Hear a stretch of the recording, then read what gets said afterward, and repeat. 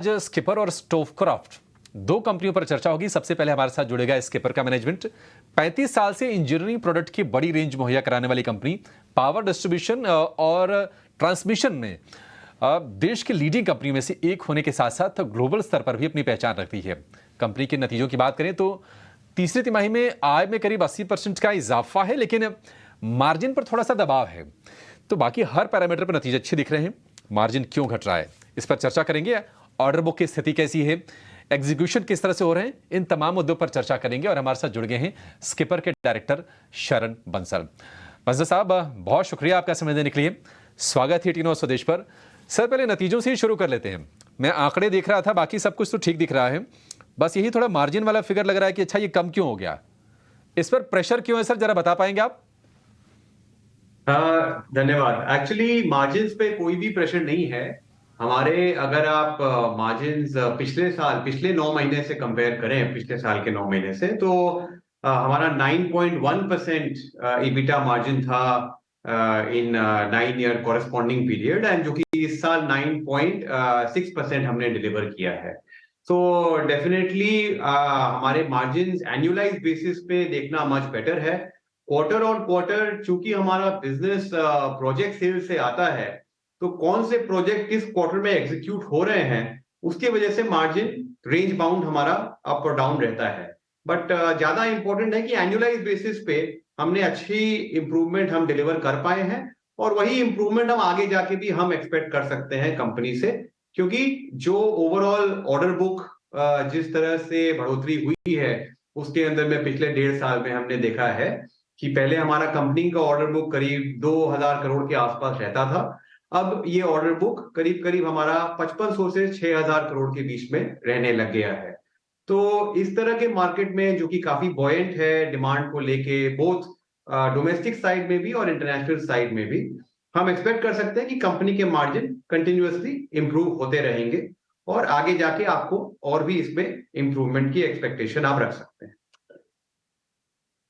Margin में और सुधार की उम्मीद करके हम चल सकते हैं, ऐसा मानना है शरण बंसल जी का।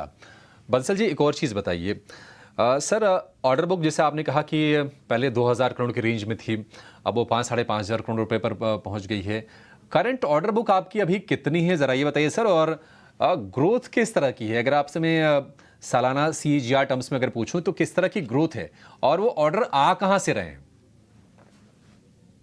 बिल्कुल, हमने बिगिनिंग ऑफ द ईयर में गाइड किया था कि अगले 3 साल कम से कम हम लोग 25% CAGR ग्रोथ एक्सपेक्ट कर सकते हैं। तो अगर मैं इस साल की बात करूं तो हमने 9 महीने इटसेल्फ में वो CAGR 25% अचीव कर लिया है, और अभी एक क्वार्टर बाकी है। तो डेफिनेटली इस साल हमारा 25% से कहीं बेटर ग्रोथ रहेगी। जो नए ऑर्डर्स हम देख रहे हैं, कंपनी करीब अराउंड 65 देशों में हमारे प्रोडक्ट जाते हैं, एंड हम डिफरेंट ज्योग्राफी जैसे middle east, Australia, Africa, south America, सभी जगह से रेगुलर हमें ऑर्डर्स आ रहे हैं। जो अच्छी बात रही है कि पिछले 12 महीनों में हमने इंडियन मार्केट में बहुत अच्छे ऑर्डर इनफ्लोज देखे हैं, जो कि इंडियन मार्केट 2017 के बाद में करीब 2021 तक काफी साइलेंट था। 2022 से हमने देखे हैं कि काफी अच्छे प्रोजेक्ट्स डोमेस्टिक मार्केट्स में आने चालू हुए हैं, और भी अच्छे प्रोजेक्ट्स आने की उम्मीद है पावर ट्रांसमिशन सेगमेंट में।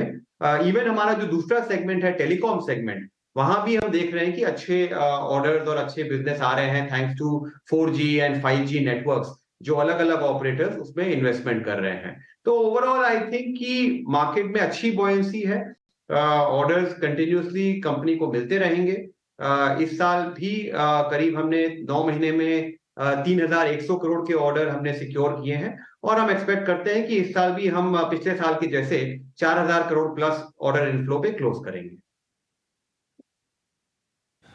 शरण जी, एक और चीज़ बताइए कि ये जो ऑर्डर आपके पास आ रहे हैं, क्या आपने एंटिसिपेट किया हुआ था कि इस तरह के ऑर्डर का मोमेंटम रहेगा, या फिर आप इसके लिए कुछ कैपेक्स भी कर रहे हैं? कितना खर्च कर रहे हैं अपने इंफ्रास्ट्रक्चर को और मजबूत करने के लिए?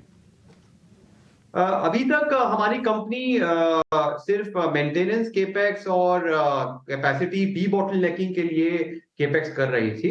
बट अब आगे जाके हम टारगेट कर रहे हैं, चूंकि मार्केट में अपॉर्चुनिटी काफी बड़ी है, तो हम टारगेट कर रहे हैं कि हम लोग बड़ा केपेक्स भी कंपनी में कुछ प्लान करें, क्योंकि अब कैपेसिटी यूटिलाइजेशन काफी हद तक हमारी 75-80% के आसपास आ गई है। तो अब ये राइट टाइम है कि मैनेजमेंट सोच रहा है इसके बारे में कि आगे अगले साल में हम लोग कुछ अच्छा केपेक्स करें, जिससे ये जो ओवरऑल मार्केट अपॉर्चुनिटी है हम इसे और बेटर पार्टिसिपेट कर पाए। बज्जल साहब, बहुत शुक्रिया आपका समय देने के लिए और बहुत ही क्लैरिटी के साथ और बारीकी के साथ भी हमसे बातचीत करने के लिए कंपनी पर और नतीजों पर और आगे के आउटलुक को लेकर भी। बड़ा अच्छा लगा आपसे बातचीत करके।